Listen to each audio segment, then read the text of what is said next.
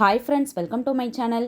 இன்றைக்கி இந்த வீடியோவில் எதை பற்றி பார்க்க போகிறோன்னு பார்த்தீங்கன்னா 20/5/2025 தேய்பிறை அஷ்டமி திதி வழிபாடு பற்றி தான் பார்க்க போகிறோம். வீடியோக்குள்ளே போகிறதுக்கு முன்னாடி நம்ம சேனலை இப்போ தான் ஃபஸ்ட் டைம் பார்க்குறீங்கன்னா சப்ஸ்கிரைப் பண்ணிவிட்டு பாருங்கள். நாளை 20/5/2025 செவ்வாய்க்கிழமையோடு சேர்ந்து தேய்பிறை அஷ்டமி திதி வந்திருக்கிறது. அதிசக்தி வாய்ந்த அஷ்டமி திதி இது. காரணம், செவ்வாய்க்கிழமையே கடன் சுமையை தீர்ப்பதற்கு அதிசக்தி வாய்ந்த கிழமை, முருகப்பெருமானுக்கு உரிய கிழமை. இந்த நாளில் அஷ்டமி திதி வந்திருப்பது என்பது மிகவும் நல்ல விஷயம். இன்னும் இந்த நாளில் செய்யக்கூடிய பரிகாரம் நமக்கு உடனடி பலன் தர வேண்டும் என்றால் இந்த நாளில் வரும் சனி ஹோரையை நாம் பிடித்து கொள்ள வேண்டும். நாளைய தினம் செவ்வாய்க்கிழமை. எந்த நேரத்தில் பைரவரை வழிபாடு செய்தால் கடன் சுமையிலிருந்து அதிவிரைவாக வெளிவர முடியும்? நாளைய தினம் சூட்சமமான சனி ஹோரை எப்போது வருகிறது என்ற ஆன்மீகம் சார்ந்த ஒரு தகவலை தான் இந்த பதிவின் மூலமாக தெரிந்து கொள்ளப் போகிறோம். செவ்வாய்க்கிழமை பைரவர் வழிபாடு. நாளை காலையில் எழுந்து சுத்தபத்தமாக குளித்து விடுங்கள். நாளை காலை குளிக்கும்போது தண்ணீரில் உங்களுடைய வலது உள்ளங்கையை வைத்துக்கொண்டு இன்று பைரவர் வழிபாட்டை நான் நிறைவாக செய்து முடிக்க வேண்டும். அதற்கு கங்கா தீர்த்தமான நீங்கள்தான் எனக்கு ஆசீர்வாதம் வழங்க வேண்டும் என்று சொல்லி குளிக்க வேண்டும். வழிபாட்டில் தடைகள் வரக்கூடாது என்பதற்காக இந்த வேண்டுதலை வைத்து குளித்து முடித்து விடுங்கள். காலையிலேயே பைரவரை நினைத்து செவ்வாய்க்கிழமையை துவங்குங்கள். காலை எந்த வழிபாட்டு முறைகளும் கிடையாது. நாளை செவ்வாய்க்கிழமை மாலை 6 to 7 உங்கள் வீட்டு பக்கத்தில் இருக்கும் சிவன் கோவிலுக்கு செல்லுங்கள்.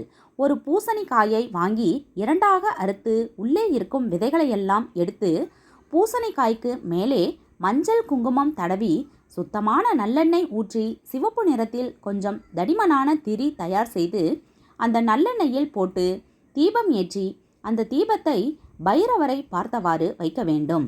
அதாவது கோவிலில் இப்போது தீபம் ஏற்றுவதற்கு தனியாக ஒரு இடம் ஒதுக்கி வைத்துள்ளார்கள். அந்த இடத்தில் தீபம் ஏற்றி விடுங்கள்.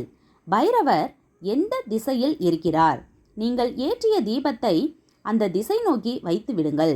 இந்த பூசணிக்காய் தீபத்தை அப்படியே வைத்தால் தரையில் நிற்காது. தரையில் தீபத்தை ஏற்றவும் கூடாது. ஒரு பாக்கு மட்டை தட்டோ அல்லது வாழை இலையோ போட்டு அதன் மேல் பச்சரிசி பரப்பி பச்சரிசிக்கு மேலே இந்த தீபத்தை நிற்க வைத்து அழகாக ஏற்றி வைத்துவிட்டு பைரவருக்கு உங்கள் கையால் உதிரி வில்வ இலைகளை வாங்கி கொடுத்து உங்கள் பெயரை சொல்லி அர்ச்சனை செய்து பைரவரிடம் மனமுருகி வேண்டிக் கொண்டால் உங்களுக்கு இருக்கும் கடன் சுமையானது படிப்படியாக குறையும். சனி பகவானால் ஏற்படும் தாக்கங்களும் குறையும். காரணம், சனி பகவானுக்கு அதிதேவதையாக இருப்பவர் பைரவர். செவ்வாய்க்கிழமை மாலை 6 to 7 சனி ஹோரை. இந்த நேரத்தில் இந்த தேய்பிறை அஷ்டமி திதி வழிபாட்டை எவர் ஒருவர் செய்கிறீர்களோ அவர்கள் வாழ்க்கையில் அபரிவிதமான வெற்றியை காணலாம். வேண்டுதல் முழு நம்பிக்கையோடு வைக்க வேண்டும். பைரவரே, என்னுடைய கடனை உன் கையில் ஒப்படைத்து விட்டேன் என்று, காலத்தால் வந்த கடனை நீதான் அடைக்க வேண்டும் என்று சொல்லி பொறுப்பை பைரவரிடம் ஒப்படையுங்கள். முயற்சிகளை நீங்கள் மேற்கொள்ளுங்கள். கடன் சுமையிலிருந்து சுலபமாக வெளிவரலாம். இந்த எளிய ஆன்மீகம் சார்ந்த வழிபாட்டில் நம்பிக்கை உள்ளவர்கள் மட்டும் பின்பற்றுங்கள். நல்ல பலன் கிடைக்கும். நாளைய தினம் உங்களால் முடியும் பட்சத்தில் வீதியில் இருக்கும் நாய்களுக்கு உங்களால் முடிந்த பிஸ்கட், உங்களால் முடிந்த சாப்பாட்டை வைப்பது சுபிக்ஷத்தை உண்டு பண்ணும் என்ற தகவலுடன் ஆன்மீகம் சார்ந்த இந்த பதிவினை நிறைவு செய்து கொள்வோம். இந்த வீடியோ உங்களுக்கு பிடிச்சிருந்தா ஒரு லைக் கொடுத்துருங்க. பயனுள்ளதாக இருந்தால் உங்கள் ஃப்ரெண்ட்ஸ் அண்ட் ஃபேமிலிக்கும் ஷேர் பண்ணுங்கள். இது மாதிரியான பல பயனுள்ள ஆன்மீக தகவல்கள் தெரிஞ்சுக்கணும்னா நம்ம சேனலை மறக்காமல் சப்ஸ்கிரைப் பண்ணி வச்சுக்கோங்க. தேங்க்யூ.